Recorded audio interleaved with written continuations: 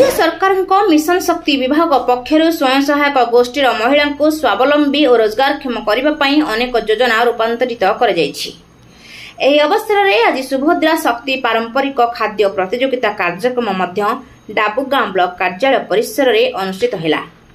ଏହି କାର୍ଯ୍ୟକ୍ରମରେ ମୁଖ୍ୟ ଅତିଥି ଭାବେ ଡାବୁଗାଁ ବ୍ଲକ ଅଧ୍ୟକ୍ଷା ବୀଣା ମାଝୀ ଯୋଗ ଦେଇଥିଲେ। ଏହି ପାରମ୍ପରିକ ଖାଦ୍ୟ ପ୍ରତିଯୋଗିତାରେ ବ୍ଲକର 25 ଗୋଟି ସ୍ୱୟଂ ସହାୟକ ଗୋଷ୍ଠୀର ମହିଳାମାନେ ଅଂଶଗ୍ରହଣ କରି ମାଣ୍ଡିଆ ଓ ଅନ୍ୟ ଖାଦ୍ୟ ଶସ୍ୟରେ ପ୍ରସ୍ତୁତ ବିଭିନ୍ନ ପ୍ରକାରର ଖାଦ୍ୟର ସୁସ୍ୱାଦୁ ବ୍ୟଞ୍ଜନ ପ୍ରଦର୍ଶିତ କରିଥିଲେ।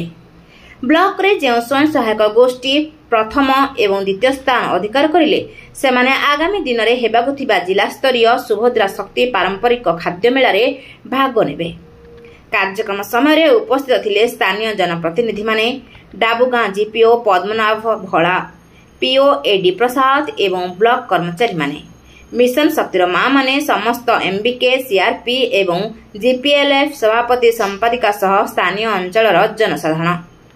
आज कार्यक्रम को परिचालना करथिले डाबुगां ब्लॉक मिशन शक्ति ओएलएम रो मुख्य बीपीएम दीप्ति किशोर नायक।